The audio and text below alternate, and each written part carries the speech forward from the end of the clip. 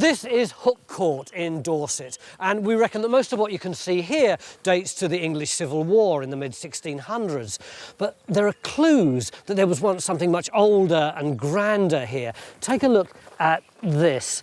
You see this huge moat? That is in the back garden. Now, as far as I know, a moat means a castle or a grand medieval house. So on this island, there could be something here from the Middle Ages, maybe even from the time of William the Conqueror himself.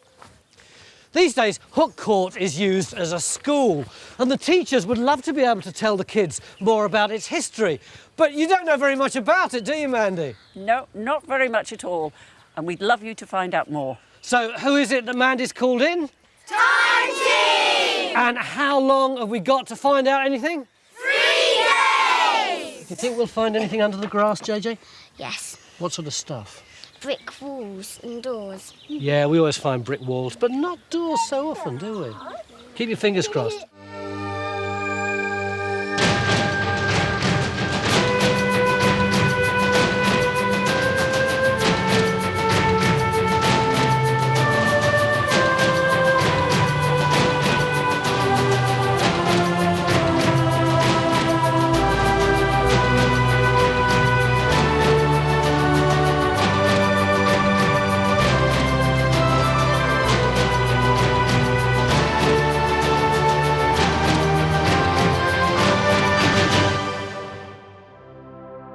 The village of Hooke, or Le Hoc as it was known in medieval times, gets its name because it was once located in the hook or bend of the river.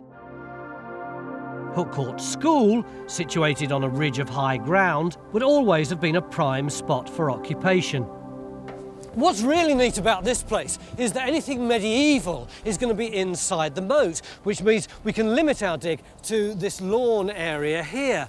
Already we've got geophys looking for any potential buildings under the lawn. We've got Henry and Stuart over there. They're trying to work out the full sweep of the moat. And on the other side of this place, there's Jonathan looking for evidence in the fabric of the building itself. And we've got Sam, our historian, trawling through the records. What do we know so far? We've got a lot of names. Some of which go back to late Anglo-Saxon times via the Domesday Book. Wow, that far. But how it relates to this site remains to be seen. We've got lots of bits of information, you see, of different dates, but it doesn't sort of hang together. I mean, for example, it looks as if the whole place is burnt down in the Civil War. It is quite hard to talk to him properly when all this is going on. What's all this about? I broke another limb, I'm afraid. I did one of my plummets off a wall. I think it's probably another excuse to prevent you having to do any digging. Jonathan, is all this from the Civil War? Well, the thing is, I think it's a good deal older. Now, the central problem is the Victorians are too good at neatening things up, OK? Here's a photograph of it. Take the porch out of the equation. Yeah. The Victorians added a porch and this extension. But the big news is that Jonathan reckons this house wasn't built after the Civil War. He can see traces of a medieval building. You've got a whole line of quoin stones. These are the cornerstones that tell you have an original external corner. Right. So you have those on both sides. Yeah. There. Then what you're left, this goes up to about that high, so you've got the makings of something like a block, possibly a tower block. An analysis of the different window styles has enabled Jonathan to work out the story of this building. I would guess that this whole area is a 15th century block, to which was added a Tudor block there, a bit of refenestration going on, and then there's the 17th century upper story. This is the Civil War. This is a Civil War thing, which neatens up the whole thing. But these tiny medieval windows are the best clues because they tell us about the function of the original building. These are lighting small chambers off bedrooms. These are garderobe chambers. So it's smart lodgings. Yeah. Jonathan reckons this was part of a medieval manor house, and he's got Victor to sketch what it might have looked like in the 15th century. So which would be the bit that we can currently see? We're standing about here looking at the remains of this. But beyond that tower, well, there are a whole array of standard features in a medieval house. We've got, for example, the gatehouse there, and that leads you through to a great hall. But, you know, the gatehouse might have been on another side. The hall could have been elsewhere. So clearly this accommodation block wasn't destroyed by fire during the Civil War, but it's the only bit that still survives. Our job is to look for the rest of the manor house, which should be in this area defined by the moat. Sounds quite easy, doesn't it? The trouble is, there could be 500 years of different buildings buried under this lawn, because the Domesday Book records that there was a manor here way back in the 11th century. Knowing it might be a tad complicated, Mick wants to wait for Geophys to survey a large area of the lawn before we decide where to dig. This also gives us time to talk to Christopher Reed, who was deputy headmaster here in the 1960s. He's brought some photos to show us of a now demolished north wing. So over here, this is where we were all looking at the front of the building this morning? Yes, yes. So what's this building here? This is the building that was demolished. Crucially, these photos show that the old north wing was originally part of the medieval manor house. Jonathan, what are these things here? Well, it's beautiful tall windows. I mean, for the point of the arch, I wouldn't be surprised if that's a 15th century one. But is that the only one, Chris, in the facade? No, I think there are others along the wall between these buttresses, which you can see evidence of buttresses. Well, here it is. Look, it's been opened up. So is that what you did to have a look? Oh, I didn't do it, it just fell. That's what they all say, isn't it? So what happened to all the stuff that they knocked out? Oh, carted away, carted away. Chris has always thought this building must have been the Great Hall, but Jonathan's not so sure. Some way above these arches, and you'd expect a hall just to be a single-storey building, but this looks like it's 2 floors. Tell you what, there wasn't only a medieval building that was lost, was it? Some of the art classes' finest works. Yes. I'll tell you who I know drew that. It's this bloke here. Although this block of modern classrooms has been built on the site of the old north wing, it looks like it doesn't occupy the entire footprint of the old building. So we're going to open up a couple of trenches here to see if any foundations still survive that can tell us a bit more about the medieval building that once stood here. But right now, the real excitement is in here. John, is this stuff as good as we thought it would be? Yeah, absolutely fantastic. Look, this is the resistance. You can see clearly the moat there, the building. So high resistance is in black. So look at these wall lines. It looks like we've got a whole range coming across on that line. And then whether these are walls within the courtyard or not, we don't know yet. Could be gardens, I suppose, couldn't they? But look at the GPR, the radar. This is absolutely fantastic. This is at the top and going more deeply into the ground. Again, the walls showing so clearly.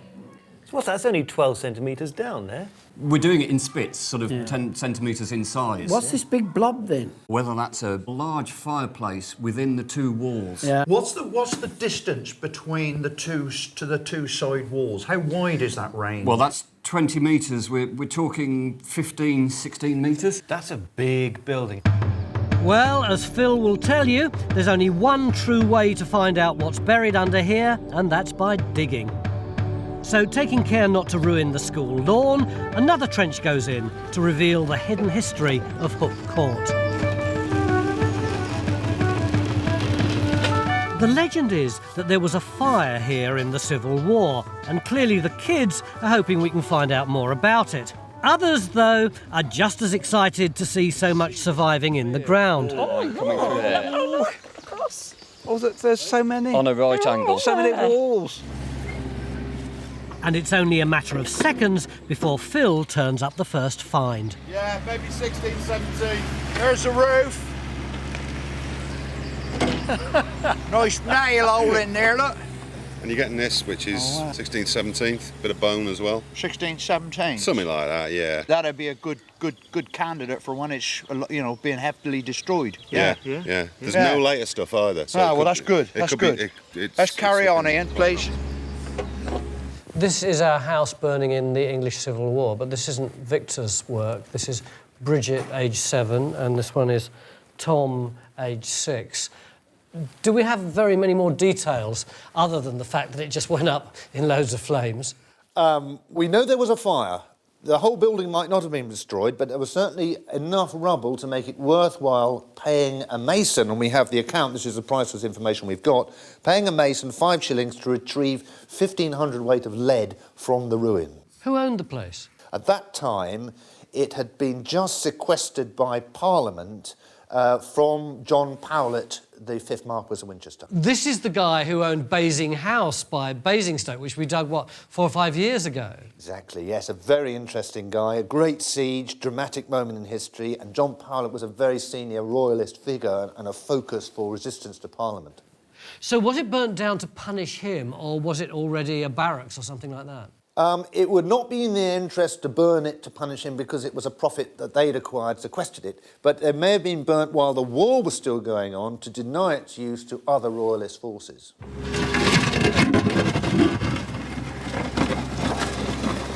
Wait. Oh, look, there's there's a new break. Got the full profile. Oh, no, look at that. Yeah. Full profile. I bet that bit goes on the top as well, does it? There you go, mate. Is that going? No. Oh, it's a spout. Isn't Yeah, it? it's a big panchion. Look, big bowl. yeah, there's a spout, look. Yeah. That's the sort of thing you'd be expected to see in the 16th, 17th century. Away from the excitement of the trenches, Henry's got the job of finding the complete circuit of the moat. Helpfully, there's already proof that it continued around here along the back of the now demolished north wing. You're standing right on the corner. Oh, right here? Right on the corner of the moat. OK. Which went alongside, up against the building here. Oh, so where's that on there? Here's us on the photograph. This is the heating system built into the moat, and the steps are down here. So whereabouts are we stood now? You're stood about here. Oh, so we're right on the moat? You're right on the edge of the moat. OK. Yes. So we're not doing badly.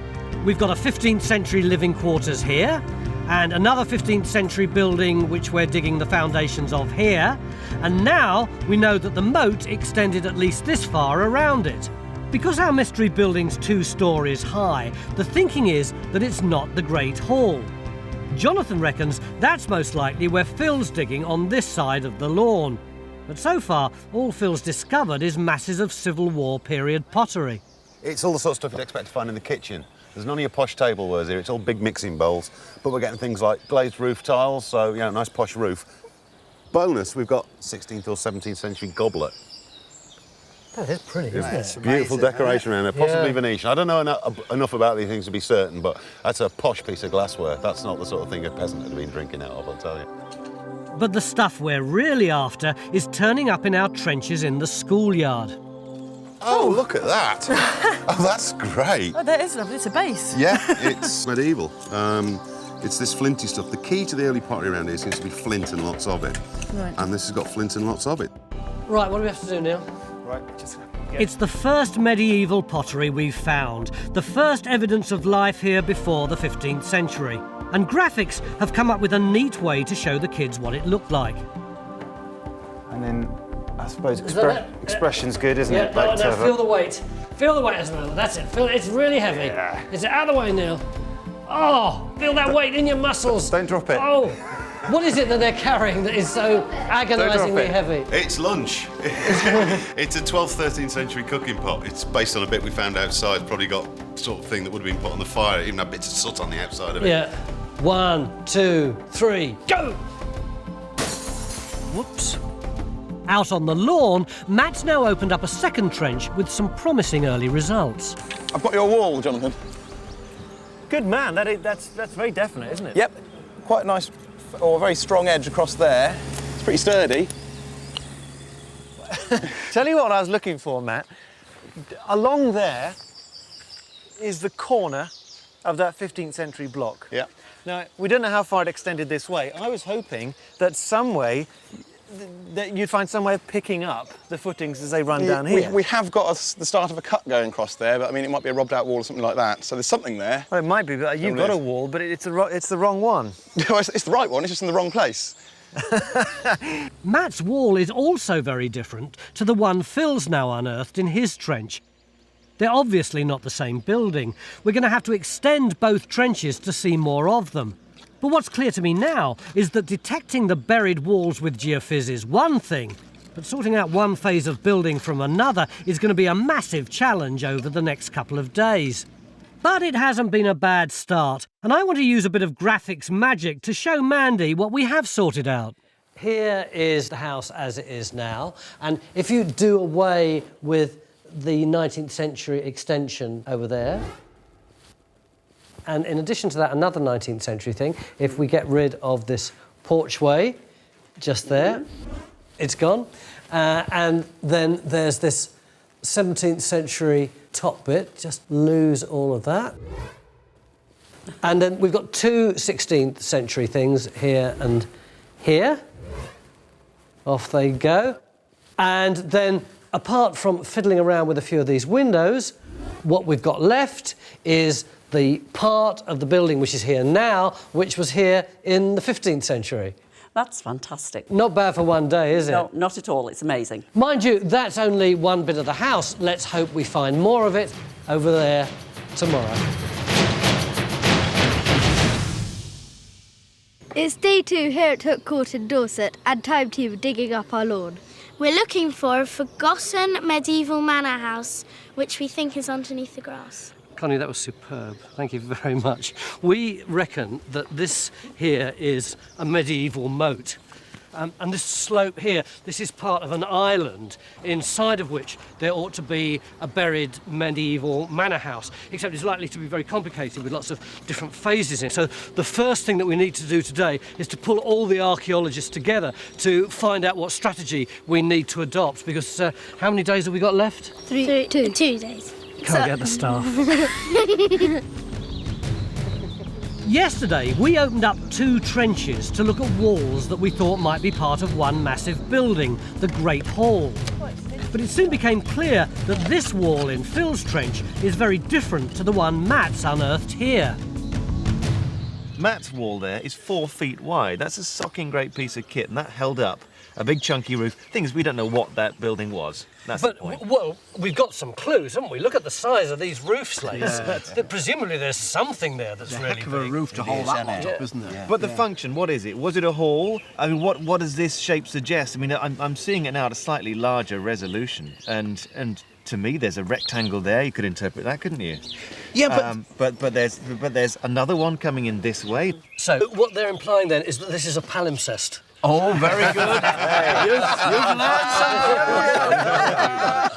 It's lots of different walls from different periods. That's right. Exactly. And I think to understand these two, we've probably got to link these 2 trenches up and actually see what the relationship of those are. Because they're clearly, as Phil said, they're clearly different. Do you think it's fair to say that there is a Great Hall here, but we just can't see it? It's somewhere in there rather than being the thing itself. I think we might be looking at a narrower building than was first suggested by the geophys, but I think Matt's trench is the key one. There lies a large building, and it's finding the opposite wall of that on which this roof once stood. As well as looking for the other side wall of a possible Great Hall, Mick wants to put a trench in to find the end wall. But it looks very complicated in this area of the geophys plot, so how do we go about digging it? So what would you put a diagonal in to look at that? I prefer an L shape. Right, okay. No, don't laugh. Look, I never laugh at you, Phil. Look, you do all the time. Look, now the fact of the matter, you want to go right angles across a wall. So Right, I think so anyway. Yep. So the first job is to extend Matt's trench to see more of the big wall, and also to join it up with Phil's trench, which hopefully will reveal another 4-foot wide wall to locate our Great Hall.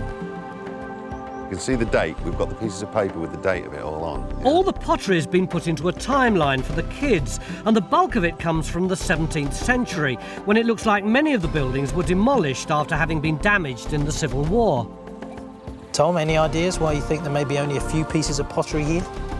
JJ, possibly? They haven't dug deep enough. Possibly, they might not have dug deep enough. Anybody know what that is? Clay pipe. Yeah, that's right. Some of the tobacco pipes date to the 1640s, precisely the time of the Civil War, and the kids are fascinated by them. You could always tell the difference between a gentleman and a labourer, because these pipes originally had really, really long stems, some of them like 3 feet long. Now, gentlemen who didn't have to work for a living would keep their pipes long, so they'd smoke them with the full-length stem. Workers, because they had to keep their hands free to work, would snap the stem off near the bowl and crunch it in their teeth like this. That's what we'd be working, with a pipe like that.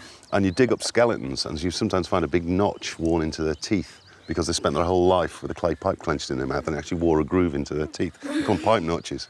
Yeah.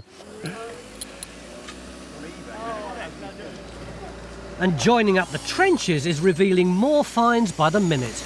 Can you still see the clapper in there? It's intact. It's an animal bell. You see them in paintings by people like Bruegel.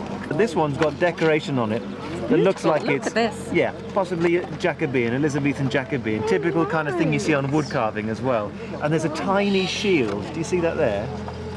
So it's possibly a little stamp of the person that the animal belongs to. Possibly for a horse or something. Perfect condition. There's another lamp just here. No. There. Now, is that arrow above the blip? Yeah. Yeah, so that tells you that that blip on the screen is where the wall is. So you could actually put the cane in like we've done and mark the position of the wall.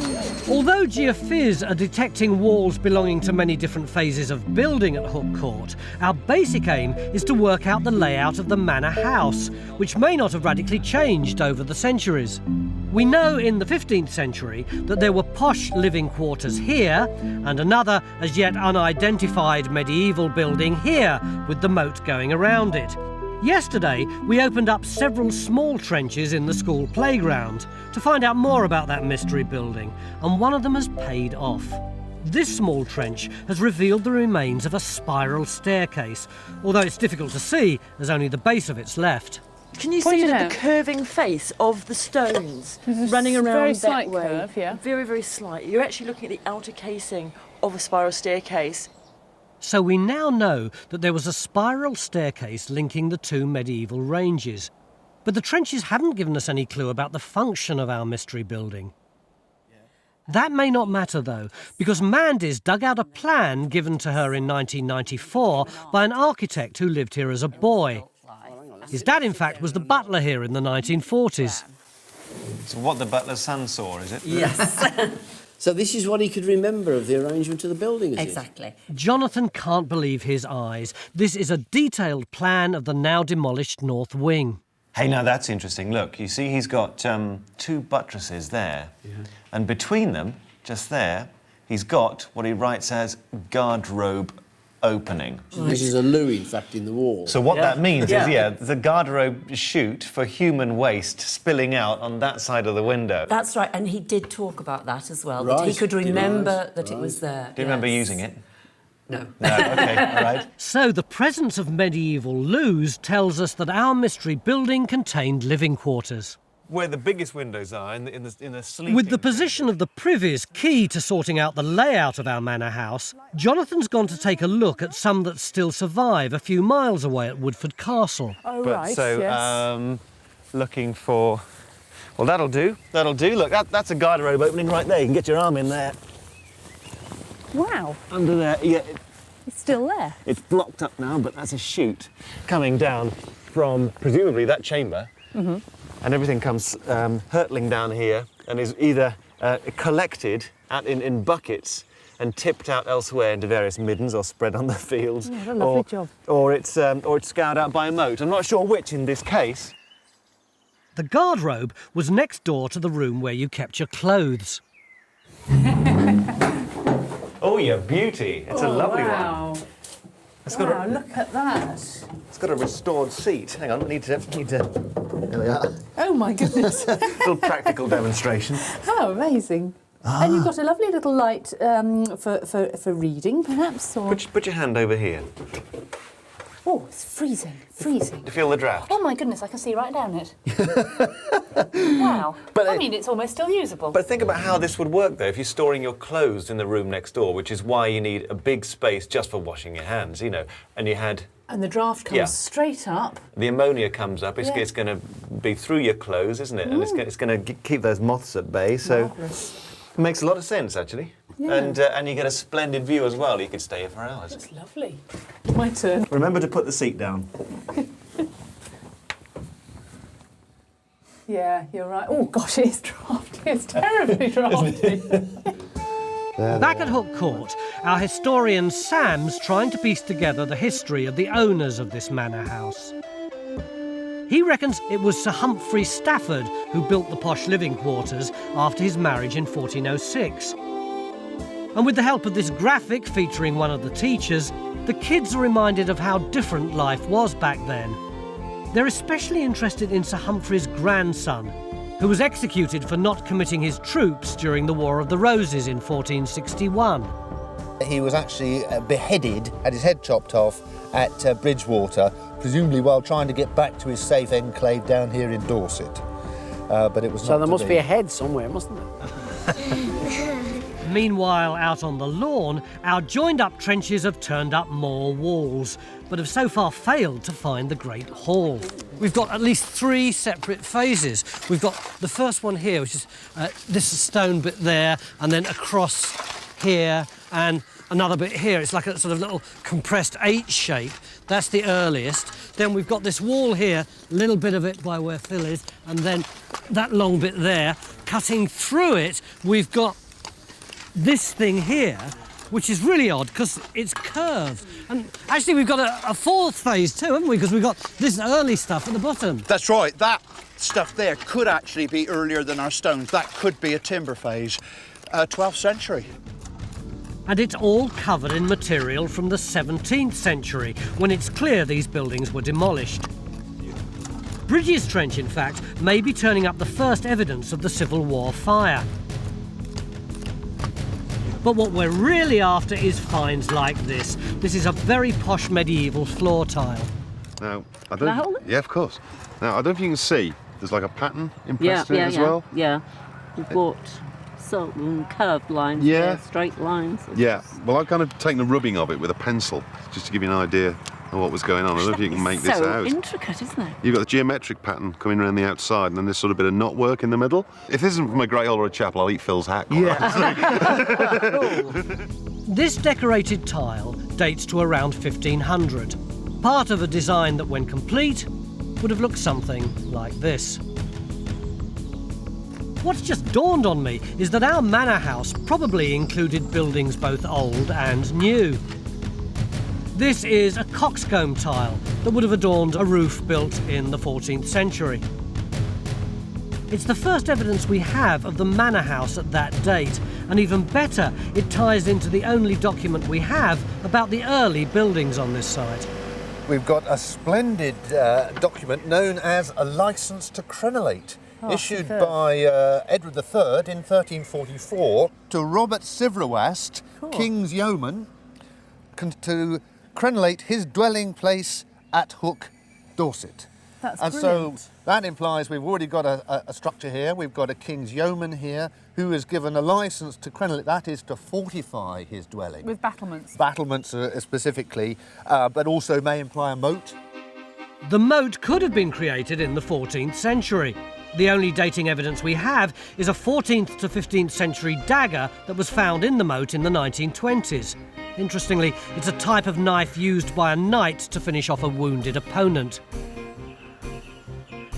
Meanwhile, Jonathan reckons he's found a vital clue to the layout of the manor house. Having already pieced together a picture of the Old North Wing from the photos taken in the 1960s, he's now got his hands on a painting that reveals some important details about this side of the building. He's taken the trouble to show an arch there, a little bit of another one too, but that's a tall one, and it looks like it was a route through into the courtyard. It would bring you bang on line with the low end of a hall, wouldn't it? You're thinking of gateways, aren't you? Yeah, I'm still thinking of gateways, yeah. No, that squares well with looking at the entrance into the complex as a whole, which seems to be the way we drive up the road. From that way in. Yeah, and through the gate where the kids come through, just there. So now we know the Old North Wing was actually the gatehouse, the entrance into the site. Bizarrely, in the 15th century, you were often welcomed into a courtyard house with lodgings with loos and a drawbridge. You had to make your way past the bogs to get in the front door. This is an important discovery because typically the Great Hall is situated opposite the entrance, so it should be in the middle of the lawn, more or less where Bridge has opened up her trench. Given this news, Bridge in fact is wondering if she may have found the Great Hall. She's got bits of decorative stone from a medieval window, and this stone slab that would have supported a large post. That could be the crown jewel of the entire dig. if it's in situ. Now the most recent discovery that there's a wall coming through here has got our expert thinking. So after a few calculations... If we're talking about 16-foot units, which is your regular medieval pole that a mason might use to set out a building, and occurs time and again, what you've got from that stone to this wall is about 8 feet. 8 feet. A bit of measuring. That's 32. And the realisation that we have another wall coming through. I didn't know you even had a wall here. Well, I didn't realise that Joe had already started cleaning it until I just walked up here. Joe, your achievements are very understated. Jonathan's now thinking we may have found our Great Hall, although its position seems different from what we expected. For the last 2 days, we've been looking for a Great Hall, and we thought we'd got one in Phil's Trench, going all the way down here. Pretty long this is. There was a big pad here for a big column to support the roof there, going right down to there. But just in the last few minutes, our ideas have completely changed. Why, Jonathan? Because I was looking for the logical solution of a hall going in that direction, but Bridget has turned me 90 degrees and persuaded me that it might be to do with practical expediency of an old hall sitting firm on this site while the rest of the manor develops around it. With a wall there and a wall there. You've turned Jonathan 90 degrees. This is your theory, right? And you're absolutely convinced that this theory is right? I'm determined that this theory is right. John, what do you think of this theory? Well, I hate to say it, but I'm not for turning. Who's right? We'll find out tomorrow.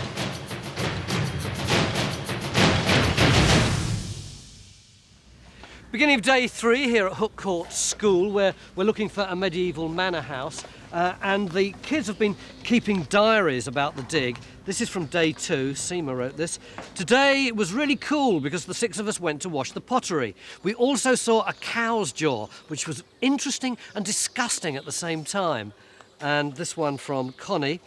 They filmed me saying they hope to find a forgotten medieval manor house. I found it quite hard because there was a big fluffy thing in my face. That's your fault, Steve. But the big news for us on day 2 was that right at the end of the day, we thought we'd found one of the major buildings stretching from here right over to here, except that Geophysics disagreed. John, everyone was so excited and you brought their dreams crashing to the ground. What was the matter?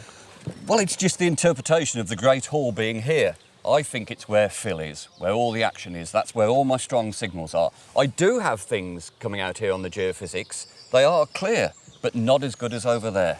Last night you were very quiet on this debate. Yeah, I was thinking a lot about it. And I mean, I think, for what you've just said there, I think we've got to join these trenches up here anyway. Which ones? This one that Bridget dug yesterday with the ones that at the far end that Matt was digging. I think we need to see the whole of that, so we'll link that up anyway. But that's not going to tell us anything about what's going on over here. No, I think we need a hole on that, actually. That's the only way to resolve whether it's what you think it is in the ground or not, is we just pop a hole in and have a look.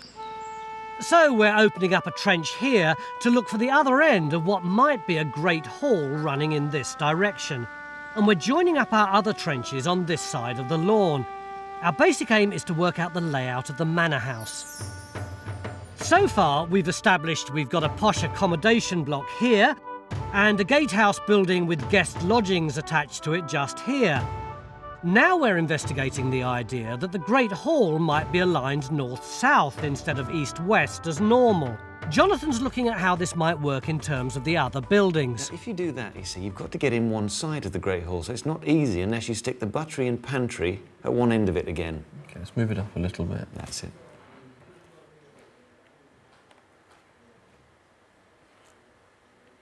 Right, now you need the kitchen to be fairly close by to service the Great Hall, so where's that going to be? Well, Phil's site came up with the pottery, so if you stick the kitchen over there... So more in that corner? Yeah.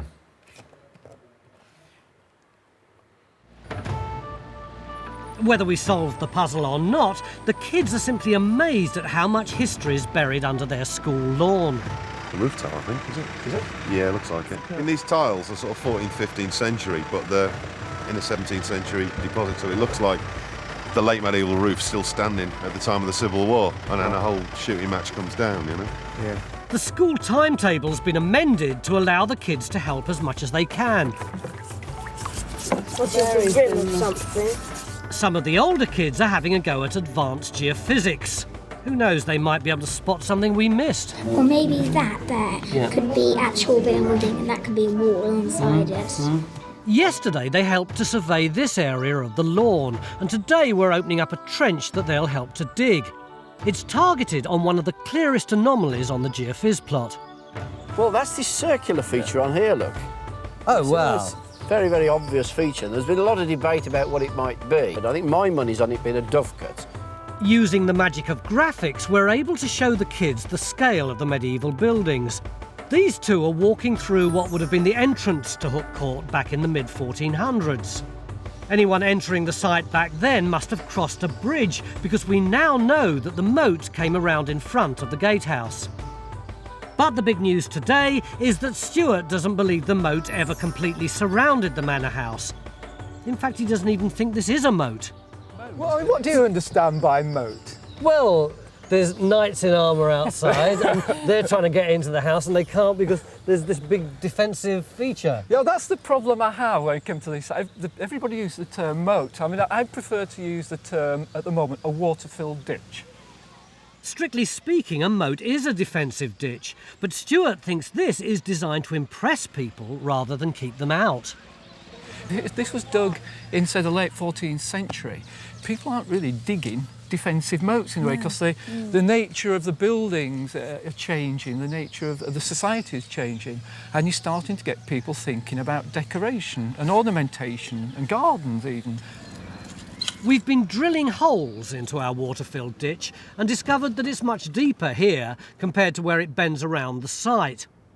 What's now clear is that this arm of the ditch must have been an extension added in Victorian times, because it doesn't exist on this tithe map drawn in 1840. So that arm of the moat really potentially only appears between 1840 and 1889. Look, the strange shape of the ditch shown on the tithe map has got Stuart thinking about the earliest occupation of this site. Our historian Sam has been piecing together the early history, and amazingly we've got the name of someone who was lord of the manor here nearly 1,000 years ago. Alfric, who we know from other references in the Great Survey, was a king's thane. That is, a warrior who holds special allegiance, personal allegiance to the king. Indeed, this estate would have been given to Alfric by King Edward the Confessor himself. But what's particularly interesting about him is that he is still a king's thane in 1086 at the time of the survey. In other words, his allegiance switches from Edward the Confessor to the new Norman King William. It's rather unusual, isn't it, letting an Anglo-Saxon stay on? Well, you might think it, the way some people go on about the Norman conquest, but there was a lot more continuity, I think, when we actually look at some individual test cases, and is often assumed the case. So we've got some high politics going on here too. We have in the background. Is the implication there, then, that Alfric would have actually lived here? There's a possibility of a Saxon residence here? That is a very reasonable inference to make, not least because we've got so many good analogies for what are called thanely residences, which are often the basis to later Norman strongholds. And we know from analogous sources, you may have heard this, Stuart, that a thanely residence has to include a major gatehouse and a belfry, curiously enough, which implies a stronghold. Yes. Stuart's thinking it's possible that the ditches shown on this tithe map might be part of the early Saxon manor, and we'll hear more about that later. Phil, meanwhile, still trying to solve our puzzle of walls belonging to the medieval manor house. There's a front door to go with this now, don't you? Well, I know. It's the masses and masses and masses of pottery. Yeah. I mean, look, that's all the same pot. Yeah. It's all the same sort of 16th, 17th century stuff we've been getting from all around this area, isn't it? At least this trench has turned out to be relatively uncomplicated. As Mick predicted, this is the remains of a dovecote. You popped in there. Yeah, mind on the plastic. You know, we call them dovecotes, but it's for pigeons. And do you know why they would have kept pigeons? Wouldn't they use, they would eat some of them? Yeah. And wouldn't they use the droppings as manure? Very good, yeah, and the feathers for pillows and stuff like that. There's a pot in there, you can see how it's made up. Okay. So how old is this dovecote? Well, we've got a record of a dovecote here in 1361. Okay, so that's very old indeed, so... 600 odd years, yeah, it's about right. It's about right. So I've been here 6 years, and... You're a mere young whippersnapper, though, you see. Yeah. Things seem to be going well over in the middle of the lawn too. I think it is. It is. It is. Lovely. It's the second piece of medieval glazed jug. We'll have a whole one by the end of the day. You'd hope so. Where we're looking for the other end of the Great Hall. And it looks like we've found it. Whether it goes that way or it's coming this way, we shall need to actually... No, it definitely does that. Right. Comes underneath here and then turns. But it's still a question whether it's the corner of the Great Hall. Well, that's right. It's pretty massive, though, isn't it? It sounds massive. Meanwhile, at the other end of our possible Great Hall, another intriguing find is about to emerge from the soil. It's not a bit of copper pipe, is it? A bit of water pipe or something.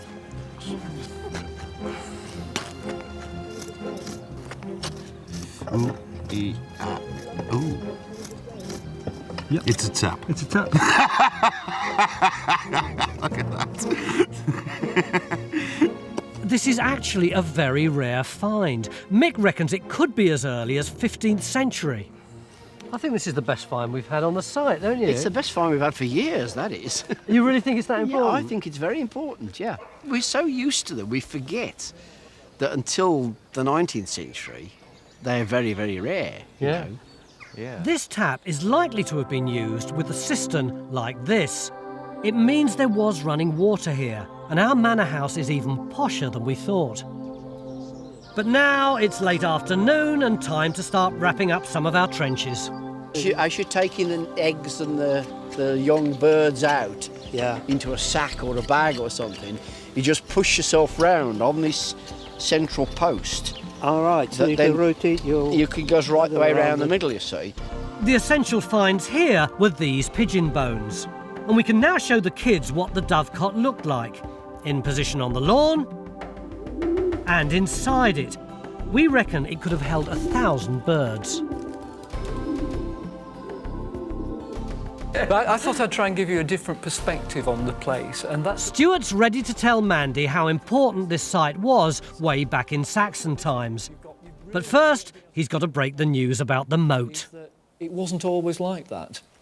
On the tide map of 1840, the moat came all the way down like that. I don't know if you like that idea or not, but it's much more interesting. If we move out from here and look at it in the wider landscape, this is footage that we shot from the helicopter yesterday, and the moat, as it were, is in this area here. And you can see as we come away from the site that you're at one end there of a long ridge that comes down here. Can you see? Yes, it's very clear. You've got a valley down here and a valley down here. Which is totally different to what you would think. It's a very distinct... realise that, You don't, do you? Until you get up above it and see it. But Stuart's keen to point out that this is the real boundary of the manor estate. The house and moat only occupied a small part of it. The road bends around the edge of the manor, a classic piece of landscape analysis. But what he's most excited about is that the ditch as recorded on the tithe map is probably Saxon, designed to stop anyone coming along this ridge of higher ground. This is a classic location for a residence of somebody quite important in the Saxon hierarchy. So there's a very strong chance that under here somewhere is that Saxon residence. So what was the ditch of the Saxon fortification, as it were, was reused in the Middle Ages as a garden feature, as part of the Hooke Court, as it were. And this is Victor's picture of what that Saxon stronghold might have looked like. But right now, I want to know about our medieval manor house. Have we found the other end of our missing Great Hall? Lads, if we're going to work out what's here, we're going to have to do it fairly quickly, aren't we? All right. Bottom line is this. We do have a medieval building where we're standing, and it turns out that the 16-foot grid that medieval builders loved was used. It's 16 foot wide and it's 48 feet long, so that's very neat indeed. And it's probably 2 stories because there's a pad with an oak post supporting the floor deck, so I reckon 2-story building. And which way does it face? It goes south to north, so it's not going to be a chapel, and it's not linked, as far as we can see, with our surviving tower, so it's a mystery, isn't it? It's certainly not a grand hall, though. No, not a I great mean, hall. that's the main thing, unfortunately. So does that mean you do have to eat humble pie or don't have to eat humble pie? I'd have said 50-50. Right. Pie, but not very humble. Medieval great halls typically looked like this and are open to the roof.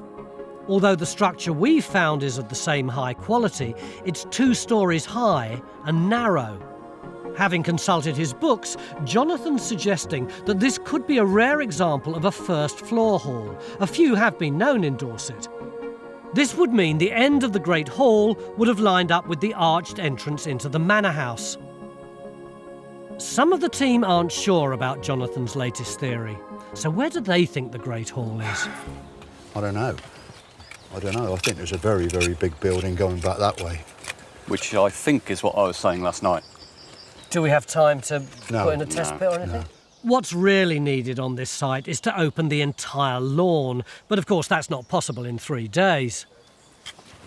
What we're suggesting is that perhaps this corner here is the corner of a big building that runs back down there, and that all this rubble in here is actually the fill-in from where they've actually taken the stone out. If Phil's right, then the Great Hall would be situated here. Jonathan, though, doesn't agree. He thinks this building is more likely to be a large barn, in keeping with the pottery finds from Phil's first trench, which turned up lots of big dishes like this. This is a settling dish for making butter. We have to go with our expert's conclusion that this 2-storey building was a first-floor Great Hall, giving us a manor house that looks something like this. Our reconstruction shows Hooke Court in the 15th century, the period when we know most about it. But we think this is pretty much how the manor house would have looked at the time it was set on fire during the Civil War. Soon after, all these medieval buildings were demolished, leaving only the posh lodgings and the gatehouse building standing. These, it said, were much repaired in 1647 by this man, the Duke of Bolton, once the family had their lands returned to them after the Civil War. Finally, there's a small presentation to make. Well, you want us to find out about the history of Hooke Court. We may not have done the entire history, but we have done the entire owners of Hooke Court in chronological order. Fantastic. The genealogy of your school. Thank you very much. It'll have pride of place in the court.